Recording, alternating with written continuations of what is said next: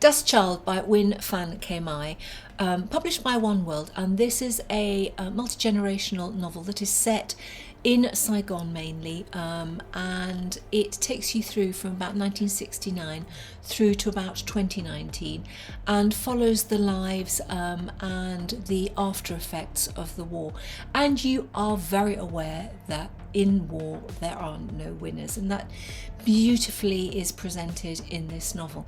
Now, I listened to this in part narrated, so it was an audiobook by Quyen Ngo, and I also read it. Now, what I did was I listened to it in part as an audiobook, and then when that ended at a particular chapter, I would then continue reading, depending what I was doing, and pick it up in the written word. And this was a very interesting way to kind of take in this novel, because in the audiobook you get how to pronounce the Vietnamese, and somehow that kind of resonated. It gave it a kind of a 3D feel to the whole process of reading this book. It felt very I felt very immersed in it by doing that, and it worked really well with this particular book.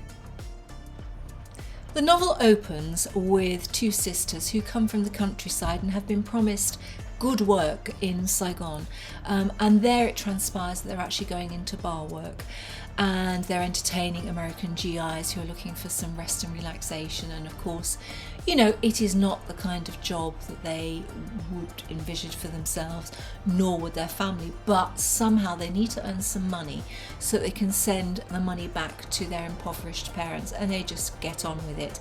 So that's one set of stories.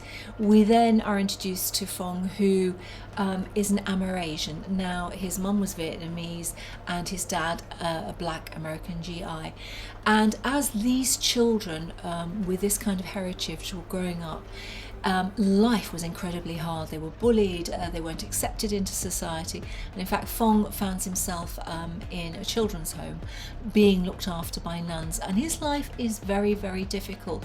But there comes a point in his life, as you know, the years pass, that he actually wants to find out about his father. He wants to know who he is.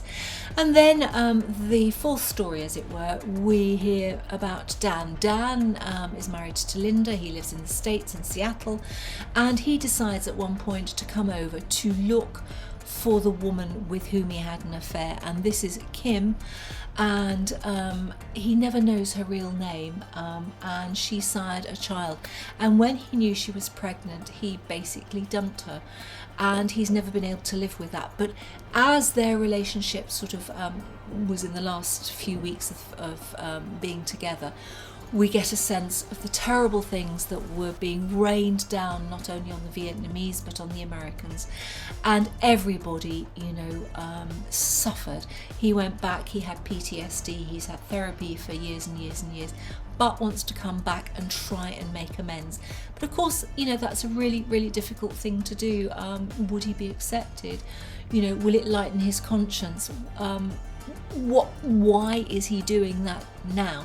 So we have these four people who we follow through the years and find out what their fates are, and it's beautiful put together. And I felt very much that listening to it at times being narrated as an audiobook gave me such a sense of place, because the voice of the narrator and hearing some of the Vietnamese actually being spoken really made the whole book come to life, and I thought it was a really good way to do it. I really enjoyed it.